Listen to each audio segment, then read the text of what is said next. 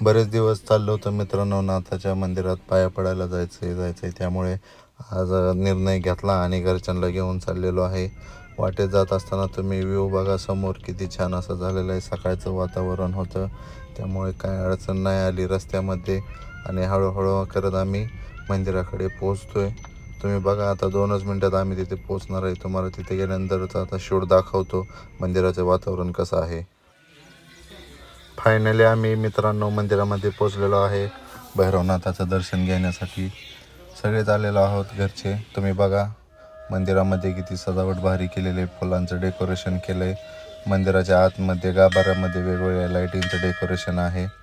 आतमध्ये मी जाऊन पाया पडून आलो आहे आता, त्यामुळे तुम्हाला शूट करून दाखवतोय. आतलं प्लॅन बघा तुम्ही, किती छान आहे. फुलांची सजावट आकर्षक आहे. वरती सिलिंगला बघा तुम्ही निळ्या लाईटीची किती भारी रोषणाई आहे. आणि ही कावड आहे मित्रांनो, ही कावड घेऊन लोक गावामध्ये राऊंड मारतात. मंदिरामध्ये आल्यावर खूप करमून जातं मित्रांनो. तुम्ही बघू शकता इथं आम्ही पाया पडून झाल्यानंतर 2-4 फोटो वगैरे काढले आणि गावाकडे पालखी चालली होती, तर आम्ही तिथे गेल्यानंतर आता कसं वातावरण होतं तुम्ही बघा पुढे गेल्यानंतर.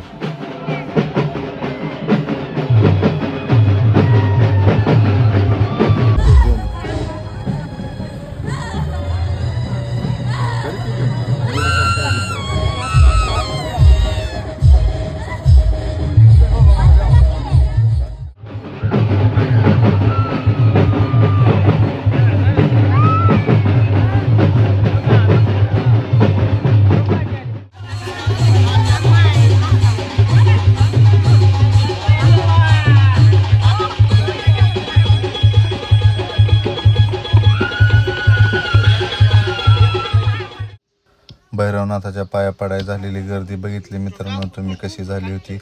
आणि तिथंच भैरवनाथाचं बायकांच्या अंगात आलेलं वारं बघून मी तर चक्क हँगच झालो. मी तिथून लगेच कल्टी मारली आणि घराकडे आलो.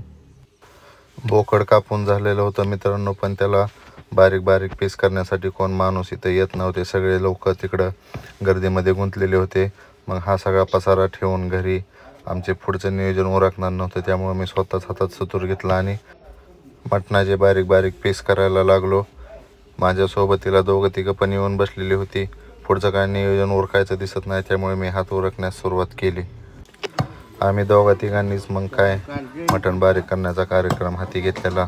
तो हळूहळू पार पाडायचा पूर्ण प्रयत्न केला, पण असो मला काय यातली जास्त सवय नाही, तर त्यामुळे हळूहळू का होईना मी त्यांना मटणाचे बारीक बारीक पीस करून दिले. त्यानंतर आम्हाला आचारी बघायचा होता. मटणाची मस्त अशी भाजी बनवायची होती. प्लॅनिंग जोरात होतं, पण आचारी काय भेटला नाही, त्यामुळे आम्ही हळूहळू आमच्या हिशोबानुसार काम करायला चालू केले. बोकडाचा मसाला नाही पाहिजे, तीच करते ना. बरं करा, आम्ही बाहेर चूल पेटवतो.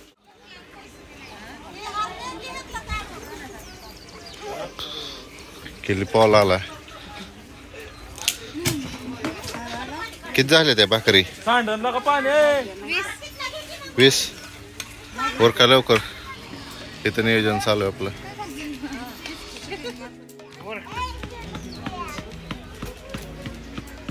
पेट वाचून कसं आहे नियोजन मग, दिसलं का पातील तरी ते आपलं चटई घ्या पाठीमागं.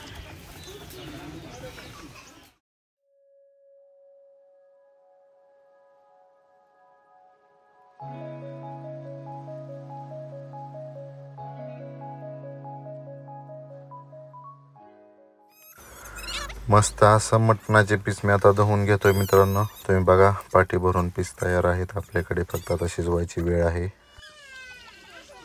बघा काय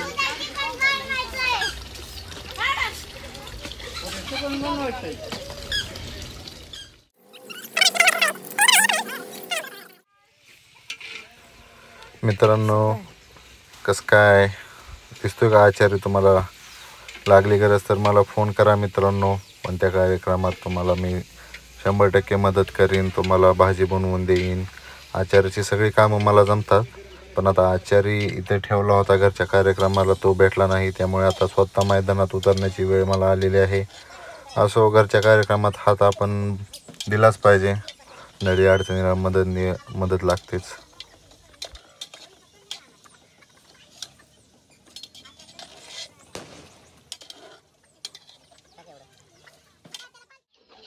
एवढी भाजी बनवून झाल्यावर मित्रांनो आता जत्रेला आलो होतो म्हटल्यावर नंतर भाजी बनवून झाल्यावर आम्ही गावात फिरायला जाणार आहोत. परीला बघा आता आम्ही कुठं कुठं फिरायला नेतोय पुढच्या व्हिडिओमध्ये.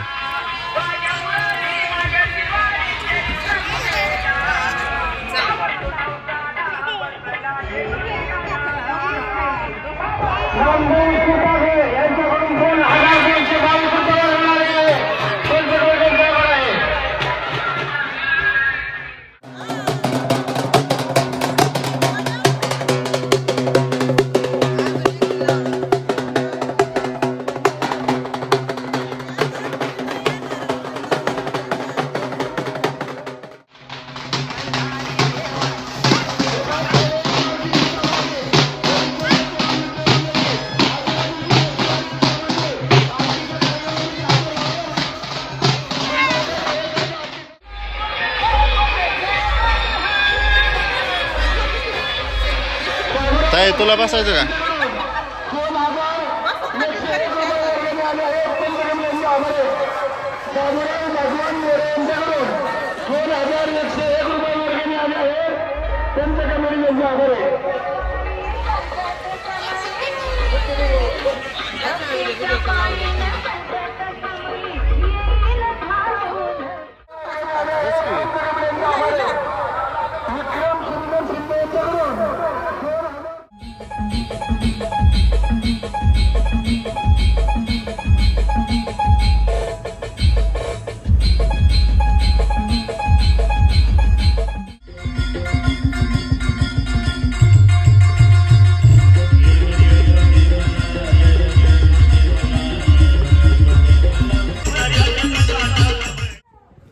जत्रेमध्ये खूप असा एन्जॉय केल्यानंतर मित्रांनो आम्हाला भूक लागली होती.